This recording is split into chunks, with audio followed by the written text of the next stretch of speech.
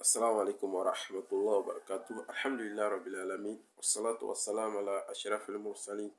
Nabiyina Muhammad wa ala alihi wa ashabihi wa ala jami'i anbiya wal mursalin wa man tabi'ahum bi ihsani ila yawmiddin. Rabbi shrah li sadri wa yassir li amri wa hlul 'uqdatan min lisani yafqahu qawli. Subhanak la ilma lana illa ma 'allamtana innaka antal alimul hakim. Alhamdulillah, louange à Allah, l'initiateur de tout ce qui existe. Je voulais vous parler d'un sujet vraiment que les gens tiennent à gorge, particulièrement à nos frères et sœurs chrétiens. Ils sont dans une conception d'abord une conception qui n'est pas islamique et qui ne pourra pas être avec une personne qui aura, comme on appelle, qui aura comme un minimum, ne serait que une petite connaissance de, comment on appelle, des législations qui ont été apportées par les prophètes. C'est catastrophe. Alors, bref, on rentre dans le vif du sujet. Ils nous disent que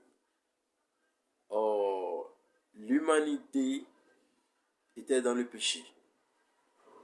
Un péché qui a été commis par Adam et Ève dans le jardin d'Éden.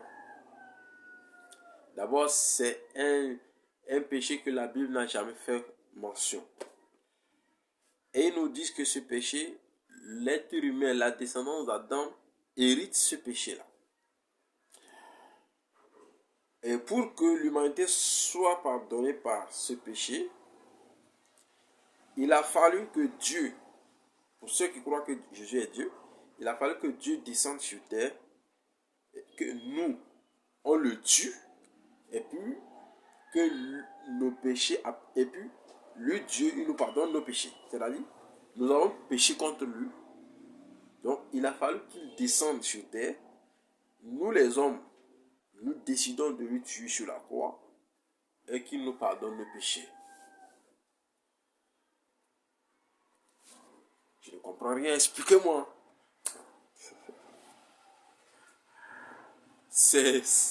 Moi, en fait, je ne sais pas.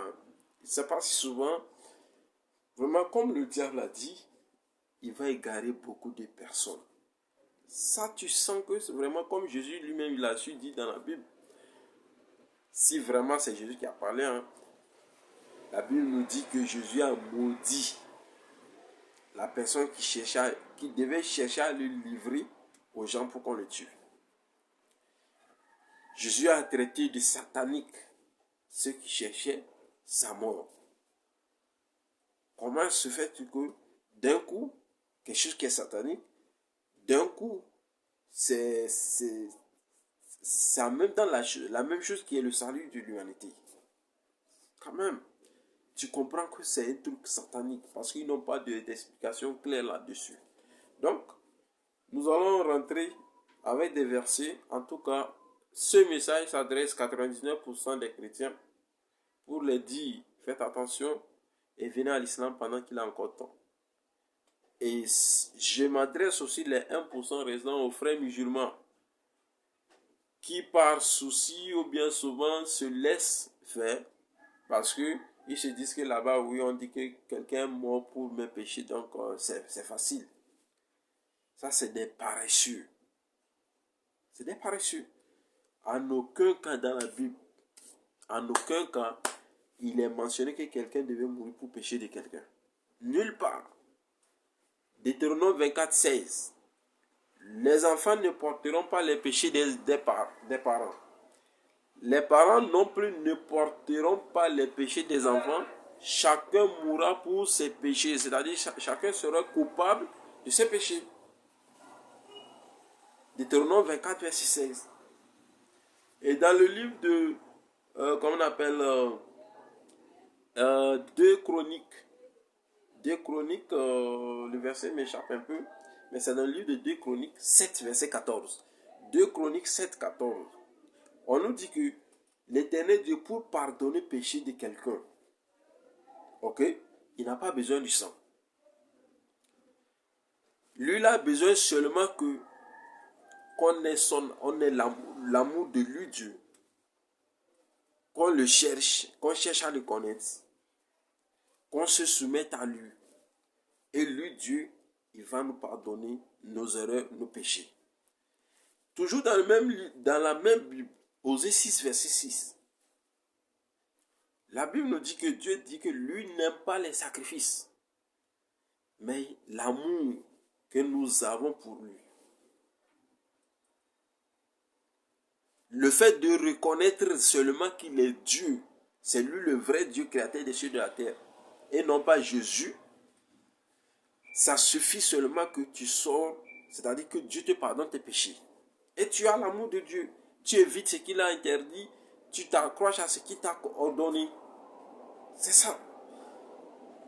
Mais aujourd'hui, les gens viennent nous détourner de cette voie pour nous amener où? Pour nous dire que quelqu'un est venu mourir sur la croix pour nous. Et toi, ma soeur, mon frère chrétien, tu es d'accord qu'on tue une personne sur la croix pour toi tes péchés. Tu es d'accord? Tu es d'accord? C'est un peu grave, hein? On continue. Dans le livre de, comment on appelle, quand on prend le livre de Deutéronome 15, verset 22 jusqu'à 29, on nous parle, parce qu'il y a certaines personnes qui viennent dire, oui, dans l'Ancien Testament, on faisait les sacrifices pour le pardon des péchés. Les sacrifices des pardons des péchés dans l'Ancien Testament, ce n'étaient pas les péchés qui ont commis volontairement. C'était des péchés qu'on appelle ça des péchés involontaires. Et nous, en islam, Allah nous dit dans le Coran, Allah dit que lui, il n'attrape pas quelqu'un sur quelque chose qu'il n'est pas conscient.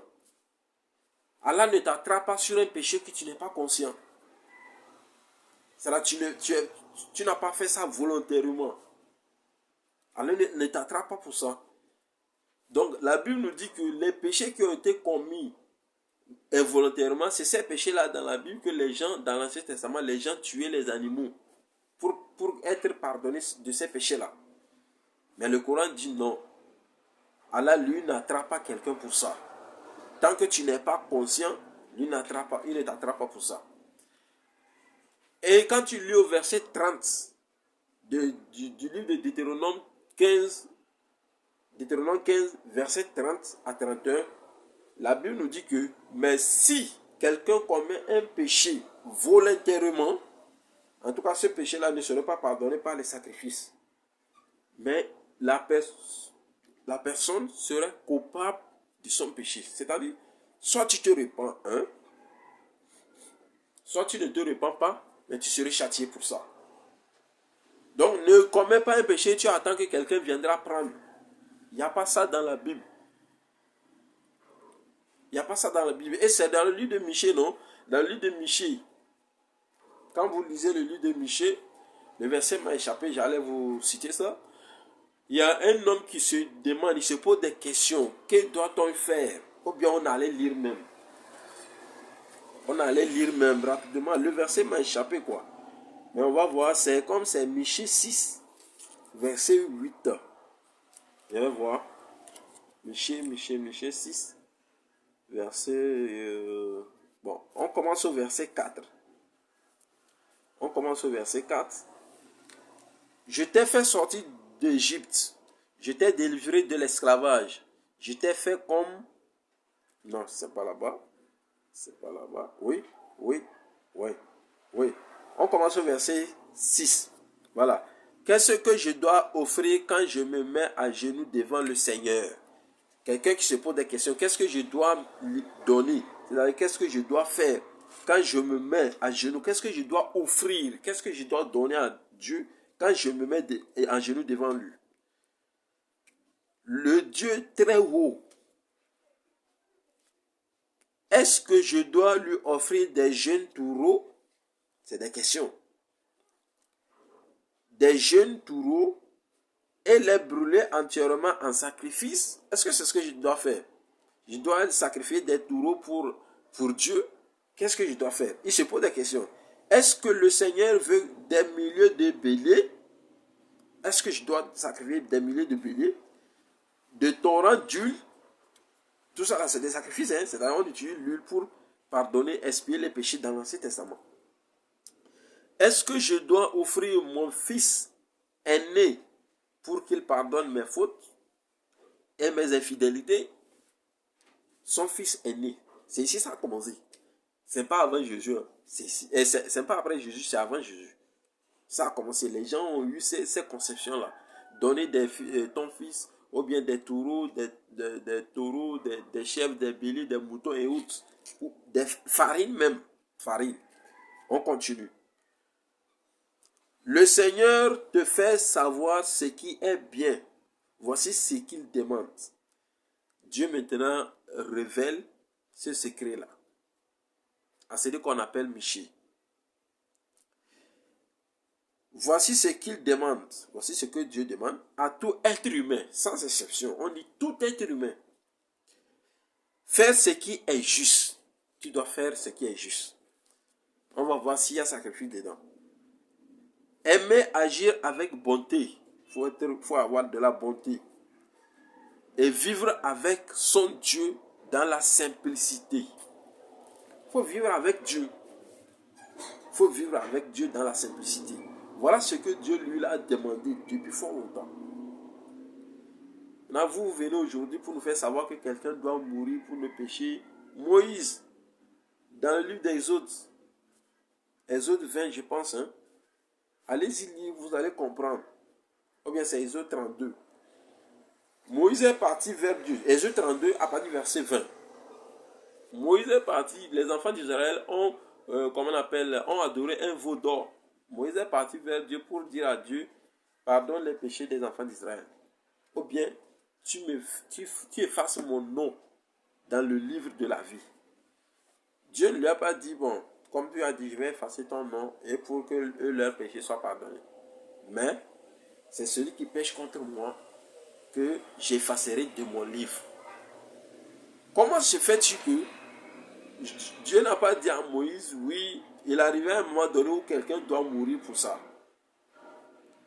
Pourtant, le livre de Amos 3,7 nous dit que l'Éternel Dieu ne fait rien sans révéler ses serviteurs à ses prophètes. Donc, normalement, un prophète devait nous dire qu'il arrivait à un moment donné où quelqu'un devait mourir pour nos péchés, pour les péchés de l'humanité tout entière, y compris Adam et Ève. Personne, aucun prophète n'a jamais dit ça. Mais vous venez, c'est ce que vous enseignez. Même dans le livre de Matthieu 21. Donc vous voyez, c'est une histoire un peu tendue façon. Donc, pour terminer, c'est pourquoi Allah maintenant envoie le dernier des messagers. Le prophète Mohammed, sallallahu alayhi wa sallam, que d'ailleurs vous ne connaissez pas. Le prophète Mohammed, lui, a été envoyé pour sauver toute l'humanité. Normalement, même si quelqu'un allait mourir pour l'humanité, c'est le prophète Mohammed. Parce que lui, il a été envoyé pour toute l'humanité. Mais celui qui a été envoyé pour sauver les enfants d'Israël, vous avez dit qu'il s'est tué pour l'humanité. Non, non, non, non. Chacun a son champ de mission. Jésus a été envoyé pour sauver les enfants d'Israël. Le prophète Mohammed a été envoyé pour sauver toute l'humanité. Coran chapitre 7, verset 100. Coran chapitre 21, verset 107. Dans la Bible, concernant pour Jésus, Matthieu 15, verset 24 et suite. Pour terminer, c'est pourquoi le Coran nous rapporte comment on doit recevoir le pardon des péchés. Si toi, chrétien, tu veux avoir vraiment le pardon des péchés, voilà ce que tu dois faire. Allah nous dit d'abord, dans le Coran chapitre 3, Surat Imran, verset 31. Bismillahirrahmanirrahim. Qul in kuntum tuhibbuna Allah fattabi'uni yuhibbukum Allah wa yaghfir lakum zunubakum. Wallahu ghafurur rahim. Allah dit à Mohammed, il a dit, si vous aimez vraiment Allah, suivez Mohammed. Allah va vous aimer. Il va pardonner vos péchés. Vous voyez comment Allah pardonne les péchés? Vous suivez Mohammed comment? Dans ce que Dieu l'interdit et dans ce que Dieu l'ordonne. Ce que Dieu a interdit, vous détournez de ça. Ce que Dieu vous a ordonné et vous vous accrochez à ça. Ce que Dieu vous a rendu licite, vous vous attachez à ça. C'est pourquoi dans le même Coran, Allah va nous dire dans la sourate Zumar, Coran chapitre 39, verset 53. Allah dit quoi? Allah dit, قل يا عبادي الذين أسرفوا على أنفسهم لا تقنطوا من رحمة الله إن الله يغفر الذنوب جميعا إنه هو الغفور الرحيم. Allah dit, dis à mes serviteurs qui ont commis des excès à leur propre détriment, ne désespérez pas de la miséricorde d'Allah, car Allah, il est le pardonneur de tout miséricordieux. Vous ne voulez pas ça?